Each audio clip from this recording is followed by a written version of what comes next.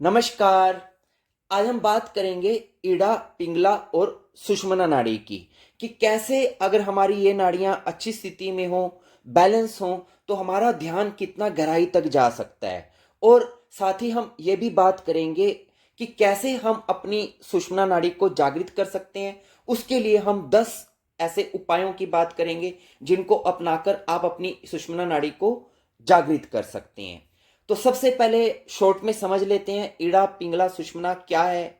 जब हमारी नाक के दाईं तरफ से यानी कि राइट साइड से सांस खुलकर आए जाए तो इसका मतलब हमारी पिंगला नाड़ी एक्टिवेट है। और जब हमारी नाक के बाईं तरफ से लेफ्ट साइड से सांस खुल के आए जाए तो हमारी ईड़ा नाड़ी एक्टिवेट है।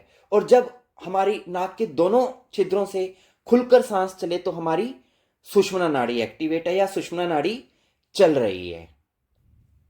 अब आप सपोज करें कि आप मेडिटेशन में बैठते हैं और जब आप मेडिटेशन में बैठे हैं तो उस वक्त यदि आपकी ईड़ा नाड़ी यदि सक्रिय हुई तो क्या होगा, आपका मन चंचल बना रहेगा। यानी कि अगर आप ध्यान में बैठे हैं और आपकी ईड़ा नाड़ी उस वक्त चल रही है तो मन में विचार ज्यादा आएंगे, कल्पनाएं ज्यादा आएंगी, मन टिकेगा नहीं। क्यों? क्योंकि उस वक्त आपकी जो ईड़ा नाड़ी सक्रिय है वो आपकी मानसिक शक्तियों की नाड़ी है, आपके मन को नियंत्रित करने वाली नाड़ी है। तो जब भी आपकी ईड़ा नाड़ी सक्रिय रहेगी यानी आपकी लेफ्ट नोस्ट्रिल से जब सांस आ जा रहा होगा तो आपका मन बेचैन बना रहेगा ध्यान के दौरान। लेकिन मान लीजिए कि आपकी बाई नहीं बल्कि दाई तरफ की नाक यदि चल रही होगी, दाई तरफ की श्वास यदि चल रही होगी यानी कि पिंगला नाड़ी जब एक्टिवेट होगी तो क्या होगा, तो आपका हो सकता है मन उस वक्त इतना चंचल ना हो, लेकिन उस वक्त आपका शरीर चंचल रहेगा, आपका शरीर हिलता रहेगा, चंचल बना रहेगा। कभी आपकी लेग सुन्न हो जाएगी, कभी दर्द होने लग जाएगा, कभी खुजली होने लग जाएगी। मतलब आपको शरीर से जुड़ी हुई जो बाधाएं हैं वो आती रहेंगी अगर ध्यान के दौरान यदि आपकी पिंगला नाड़ी सक्रिय रही तो।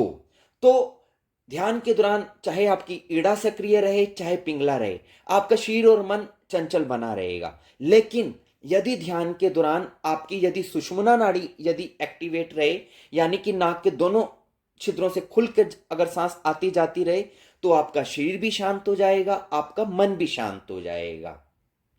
इसीलिए तो कहा गया है योग के अंदर कि जब भी आपकी सुषुम्ना नाड़ी चले तो आपको तत्काल ध्यान में बैठ जाना चाहिए यदि आपके पास उस वक्त टाइम है तो। क्यों? क्योंकि ये ध्यान के लिए सर्वश्रेष्ठ समय माना जाता है जब आपकी सुषुम्ना नाड़ी चल रही होती है। क्यों सर्वश्रेष्ठ समय मानते हैं जब सुषुम्ना नाड़ी चल रही होती है? क्यों? वो इसलिए क्योंकि जब आप ध्यान में बैठे हैं और आपके नाक के दोनों छिद्रों से श्वास खुलकर आ जा रही है यानी कि आपकी सुषुम्ना नाड़ी चल रही है तो क्या होगा, आपके मस्तिष्क के दोनों हिस्से एक साथ एक्टिवेट हो जाएंगे। जनरली क्या होता है, हमारे मस्तिष्क के जो दोनों हिस्से हैं वो बारी बारी से एक्टिवेट रहते हैं ईड़ा पिंगला कारण के कारण। यदि ईड़ा ज्यादा स्ट्रांग होगी तो मस्तिष्क का एक हिस्सा एक्टिवेट रहेगा, पिंगला यदि ज्यादा स्ट्रांग होगी तो मस्तिष्क का दूसरा हिस्सा एक्टिवेट रहेगा। लेकिन जब सुषुम्ना नाड़ी एक्टिवेट होती है तो मस्तिष्क के दोनों हिस्से एक साथ एक्टिवेट हो जाते हैं, जागृत हो जाते हैं। तो उससे आपको क्या लाभ होगा ध्यान के अंदर? उससे आपकी चेतना शक्ति बढ़नी शुरू हो जाएगी, आपकी जागरूकता, आपकी अवेयरनेस बढ़नी शुरू हो जाएगी, जिससे कि आपके ध्यान में गहराई आने लगेगी। दूसरी बात, जब ध्यान के दौरान यदि आपकी सुषुम्ना नाड़ी चल रही होगी तो क्या लाभ होगा, आपकी कुंडलिनी शक्ति के जागरण में आसानी होगी। जनरली क्या होता है कि जब हम मेडिटेशन में बैठते हैं तो हमारी मूलाधार चक्र से जब ऊर्जा एक्टिवेट होने लगती है, जब ध्यान गहराई में होता है तो वो ऊर्जा जब हमारी मूलाधार चक्र से जागृत होती है तो उस वक्त यदि तो ईड़ा नाड़ी यदि सक्रिय है तो ऊर्जा ईड़ा नाड़ी में चली जाती है, या यदि पिंगला नाड़ी एक्टिवेट हुई तो ऊर्जा जागृत हुई पिंगला नाड़ी में चली जाती है। तो इससे इतना लाभ हमें नहीं होता है यदि मूलाधार से जागृत ऊर्जा ईड़ा या पिंगला में यदि जाती है तो। लेकिन उस वक्त यदि आपकी सुषुम्ना यदि जागृत होगी तो क्या होगा, सुषुम्ना का द्वार खुला होने के कारण आपकी कुंडलिनी शक्ति जो जागृत होती है, जो शक्ति आपकी जागृत होती है वो उसमें प्रवेश कर जाती है। और जैसे ही आपकी जागृत ऊर्जा सुषुम्ना नाड़ी में प्रवेश करती है तो बहुत आसानी से वो ऊपर तक, आज्ञा चक्र तक या क्राउन चक्र तक आ जाती है। लेकिन ये तभी आती है जब सुषुम्ना का द्वार खुला हो। तो इसलिए जब आप ध्यान के दौरान यदि आपकी सुषुम्ना नाड़ी खुली है तो ऊर्जा के ऊर्ध्वरोहण होने में बड़ी आसानी रहती है, आपकी एनर्जी आसानी से ऊपर के चक्रों तक पहुंच जाती है। इसके अलावा जब आप ध्यान में बैठे हैं और उस वक्त यदि आपकी सुषुम्ना नाड़ी जागृत है तो आपका शरीर और मन बैलेंस रहेगा, यानी कि आपका शरीर भी शांत रहेगा और मन भी शांत रहेगा और आपको आनंद की अनुभूति होगी। आप देखना, जब भी आपको मेडिटेशन में बहुत ज्यादा आनंद आए ना, तो आप समझ लेना कि उस वक्त आपकी सुषुम्ना नाड़ी खुली हुई है। और कई बार आपने देखा होगा कि जब आप ध्यान से उठते हैं तो आप कहते हैं मुझे आज ध्यान में बड़ा आनंद आया। तो जब भी आपको ध्यान में बहुत आनंद आए तो इसका मतलब आपकी उस वक्त सुषुम्ना नाड़ी खुली हुई थी। तो एक लाभ ये है कि आपको बहुत आनंद आता है यदि आपकी सुषुम्ना नाड़ी खुली हो जिस वक्त आप ध्यान कर रहे हैं। खैर, अब ये बात आती है कि ये सभी बातें ठीक हैं, हमें इससे ये रिजल्ट निकल के आता है कि जब भी हम ध्यान में बैठें पहले हमें अपनी सुषुम्ना नाड़ी को जागृत कर लेना चाहिए, उसके बाद ध्यान में बैठना चाहिए, जिससे कि हमारा ध्यान ज्यादा गहराई में प्रवेश कर सके। लेकिन कैसे करें? सबसे पहली बात, अब मैं उन 10 उपायों की बात करता हूं जिनको अपनाकर आप अपनी सुषुम्ना नाड़ी को एक्टिवेट रख सकते हैं, ध्यान के दौरान भी और वैसे भी। मान लीजिए आप ध्यान में बैठे हैं, पहली उपाय की बात करते हैं। तो क्या होगा यदि आप ध्यान में बैठे हैं और आपकी कमर सीधी नहीं है और आपका शरीर दाईं ओर झुक जाता है जाने अनजाने, तो क्या होगा? दाईं ओर कौन सी नाड़ी है? पिंगला नाड़ी। तो क्या होगा, इससे आपकी पिंगला नाड़ी सक्रिय हो जाएगी। और जब पिंगला नाड़ी को तो हमने सक्रिय करना ही नहीं है, लेकिन वो हो रही है, तो इससे क्या होगा? आपका चंचल शरीर जो है चंचल होने लग जाएगा। या आप ध्यान में बैठे हैं और आपका शरीर बाएं ओर झुकने लग जाए, तो क्या होगा? तो फिर आपकी ईड़ा नाड़ी एक्टिवेट हो जाएगी, जिससे कि आपका मन चंचल होने लग जाएगा, आपको विचार बहुत आएंगे। तो आपको क्या करना है? ना तो आपको अपना शरीर दाईं ओर झुकाना है ना बाईं ओर झुकाना है, क्योंकि अगर दाएं और बाएं झुकेगा तो आपकी ईड़ा और पिंगला दोनों में से कोई एक नाड़ी जागृत हो जाएगी। हमें कौन सी नाड़ी जागृत करनी है? सुषुम्ना नाड़ी। तो सुषुम्ना नाड़ी कहां पर है? वो ना तो दाएं है ना बाएं है, वो मध्य में है। तो मध्य में अगर हमें अपनी सुषुम्ना नाड़ी को जागृत करना है तो क्या करना होगा? हमें अपनी कमर को बिल्कुल सीधा रख के बैठना होगा। तो जब आप अपनी कमर को बिल्कुल सीधा रख के बैठेंगे तो क्या होगा? आपकी सुषुम्ना नाड़ी जागृत होनी शुरू हो जाएगी। इसीलिए तो ध्यान में कमर को सीधा रखकर बैठने का इतना जोर है। क्यों? क्योंकि उससे आपकी सुषुम्ना नाड़ी जागृत होने लग जाती है। तो जब आप ध्यान में कमर सीधा रखकर बैठेंगे तो आपके अंदर शरीर और मन दोनों शांत होने लग जाएंगे। तो पहली बात आपने ये ध्यान रखनी है कि जब भी आप ध्यान में बैठें कोशिश करें कि ज्यादा से ज्यादा आप अपनी कमर को सीधा रख के बैठें। दूसरी बात जो आपकी सुषुम्ना नाड़ी को एक्टिवेट कर सकती है ध्यान के दौरान, वो ये है कि जब भी मेडिटेशन के दौरान आपका मन शांत होगा, एकाग्र होगा, शून्य होगा, जीरो थॉट हो जाएंगे, निर्विचार आपका मन जब हो जाएगा, मन जब निर्मल स्थिति में आ जाएगा, तो उस समय आपकी जो सुषुम्ना नाड़ी है वो खुद ही जागृत हो जाएगी। क्योंकि ये सभी चीजें जब मन शांत होगा, एकाग्र होगा, शून्य होगा, ये तभी होता है जब सुषुम्ना नाड़ी जागृत होती है। आप इसे ऐसे भी समझ सकते हैं कि जब भी आपकी सुषुम्ना नाड़ी जागृत होगी तो आपका मन शांत हो जाएगा, ध्यान के दौरान एकाग्र हो जाएगा। लेकिन आपकी मान लीजिए सुषुम्ना नाड़ी जागृत नहीं है, लेकिन अगर आप अपने मन को शांत कर लेते हैं, एकाग्र कर लेते हैं, शून्य कर लेते हैं, तो आपकी सुषुम्ना नाड़ी जागृत हो जाएगी। तो ये दोनों चीजें एक दूसरे के ऊपर डिपेंड करती हैं। आप दोनों में से किसी भी एक को पकड़ेंगे तो दूसरी अपने आप होने लग जाएगी। तो जैसे ही आपका मन शांत होगा, तो जिस क्षण भी आपका मन शांत हो जाएगा, आप कोशिश करते रहेंगे, विचार आ रहे हैं कैसे ठीक करूं, एकाग्र कैसे करूं, और अचानक आप पाते हैं कि आपने मन को एकाग्र कर लिया।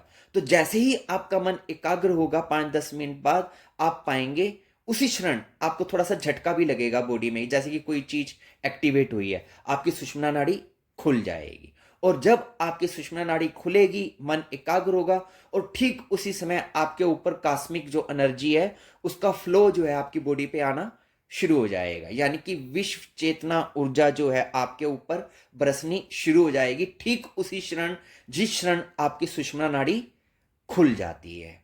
तो दूसरी बात आपने क्या ध्यान रखना है कि अपने मन को आप शांत करें, सुषुम्ना अपने आप खुल जाएगी।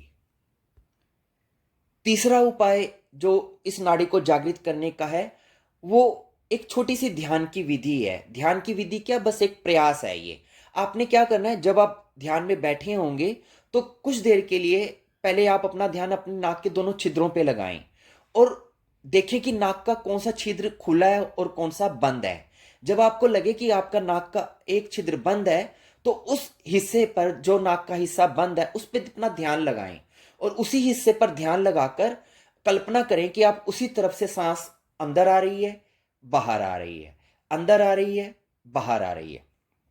तो जब आप 10-20 बार इस प्रकार अपने ध्यान को नाक के बंद हिस्से पे लगाएंगे, तो वो बंद हिस्सा खुलना शुरू हो जाएगा। क्यों?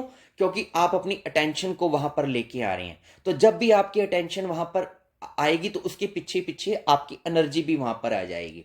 और जब आपकी प्राण ऊर्जा, आपकी एनर्जी नाक के बंद हिस्से के द्वार पर पहुंचेगी, तो बंद हिस्सा खुल जाएगा, जिससे कि आपकी सुषुम्ना नाड़ी एक्टिवेट हो जाएगी।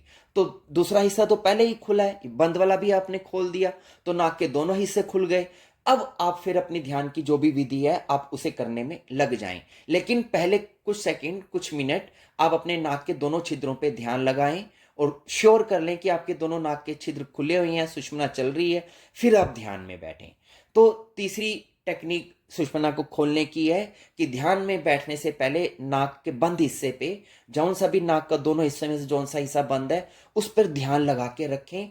तो आपके ध्यान देने से ही वो चीज खुल जाएगी। चौथी बात, आपको मालूम है सुषुम्ना का मतलब क्या होता है?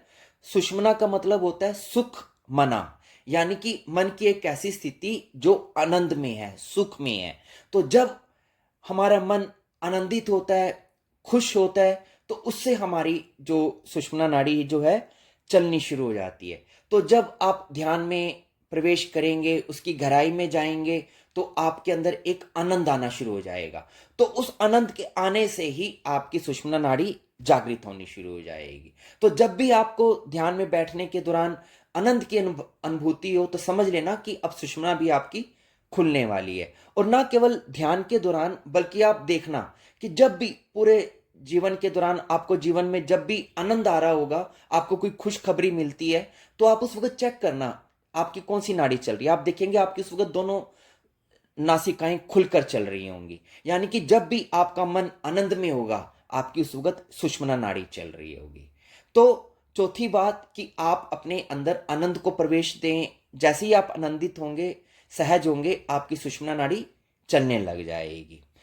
और एक बात और करते हैं कि आपको पता कैसे चलेगा कि ध्यान के खास हिस्से के दौरान आपकी सुषुम्ना नाड़ी खुल गई है। तो उसकी एक निशानी मैं आपको बताता हूं कि जब भी आप ध्यान में बैठे होंगे, 5-10 मिनट हो गए हैं, मान लीजिए सुषुम्ना नाड़ी भी बंद ही है, तो जब खुलेगी तो उसका क्या लक्षण आपको नजर आएगा?